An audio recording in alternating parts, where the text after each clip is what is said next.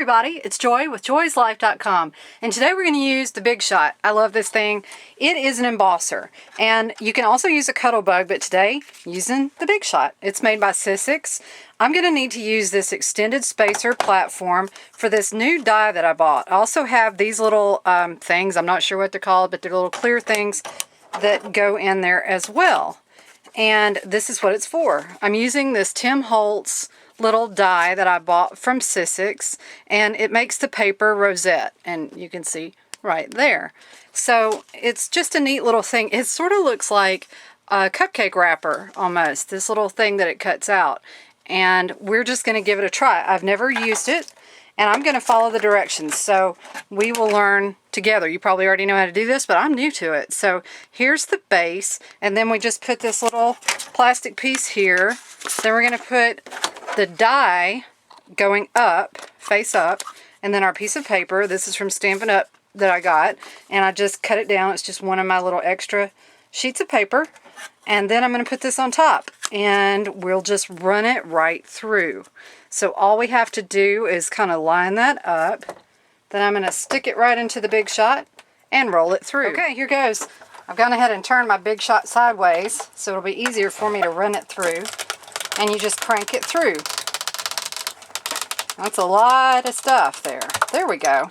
And don't forget, you can crank through more than one sheet of paper at a time, but I'm just going to do the one.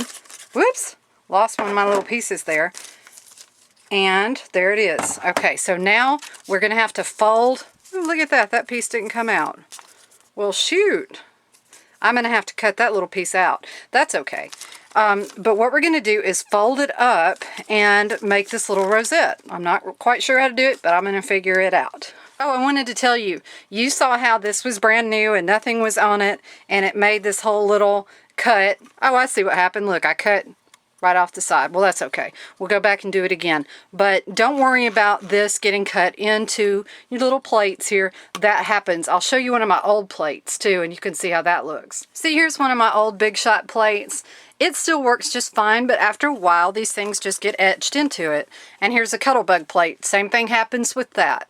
So no big deal. They still work just fine. Haha, I knew this would come in handy. Remember the other day when I used my Your Story to go ahead and laminate all of these things? Well, it worked out because now I need this, and I have this handy little hook to hold all my stuff. So I'm so happy to be able to find what I needed. Anyway, here we are with the Tim Holtz thing that we're making. And it says that I did need 2 of those center pieces, which is great because I went ahead and ran this thing through again. So I have 2 of these little pieces, and you only need 1 of those. So then all I have to do is accordion fold the long scallop piece as shown until we turn it into something that looks sort of like a cupcake holder. So I'll do that. Well, this is pretty simple. So all I'm doing is just rocking it back and forth, basically folding it like that. And you can easily do this. See, these pieces are already perforated for you when you run the die through. Yay! So I'll work on that a bit. Okay, I'm all finished folding it up. So I'm just going to use this Zig 2-way glue pen and put a little glue right on the end. It says to use a strong adhesive. I wonder if this is strong enough. Maybe I'll use my zip dry paper glue. Let me use that instead. Alright, now I've just used my zip dry paper glue to glue together the little ends here. I've got 2 little ends that I stuck together, and now I'm just letting them do their drying bit. I think I might have glued too much. This is what happens when you're not paying close attention to what you're doing. Alright, the good thing about this is if I want to get this glue off while it's still a little not totally dried down to the paper, it just comes right off, which is so great. I love this stuff. Again, that's my zip dry paper glue. Love it. It's awesome. Gather the bottom of the cylinder tight while spreading and pushing down on top to create the rosette. Okay, I think I get it. Do I get it? Do I get it? What am I doing? On a flat surface, gather the bottom of the cylinder. What? Tight while spreading and pushing down. Well, I guess I get it. I've got to flatten it out somehow. How do you do that without tearing it up? Will it really work? Alrighty, well I've got all the sides stuck together, or the 2 sides stuck together, and now it says on a flat surface, gather the bottom of the cylinder tight while spreading and pushing down on top to create the rosette. Alright, let's give that a shot. So I already kind of practiced this a little bit while I thought I had the camera on, but I didn't. All right. Yay. It like zips in and works and then it goes away. Hey, look at that. Woohoo. Oh. I don't know, how do you hold it down? With a strong adhesive, attach one of the center shapes to the bottom of the rosette. Yeah, and be quick about it, right? Because that thing just flips right back up. Okay, the trick. You really do have to hold one end. Oh, for heaven's sakes. Hold on.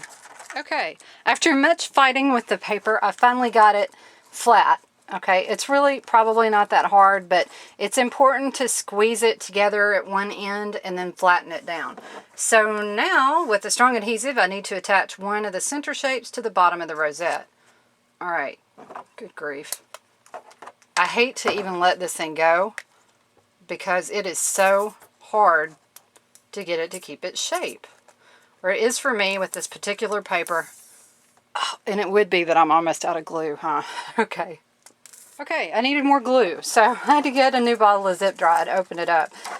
Now, look at that. I got it all flat, down like it's supposed to be. Here's my little medallion piece, all glued up. And I'm just going to stick that right on the top. Now, I don't know. Let's see. I guess I'll just hold it there for a few seconds. I won't make you watch me hold it for a few seconds, or maybe I will. We're going to hold this down, and then as soon as that's ready, I'm going to flip it over and stick the other one that I'll put glue on the other side. As soon as I stopped filming, it was practically dry and ready, so I'm just going to go ahead and flip it over.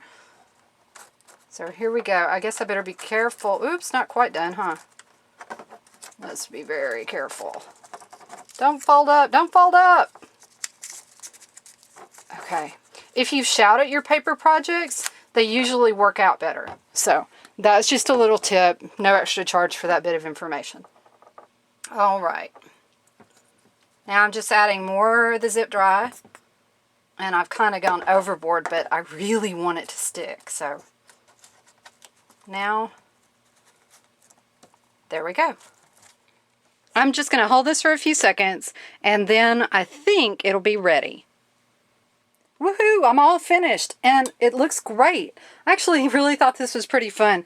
It does take a little getting used to. You got to just know when to hold it and when to let it go. Kind of like the Gambler song by Kenny Rogers, but I'll try not to sing that. Anyway, you have to know when to hold them, know when to fold them.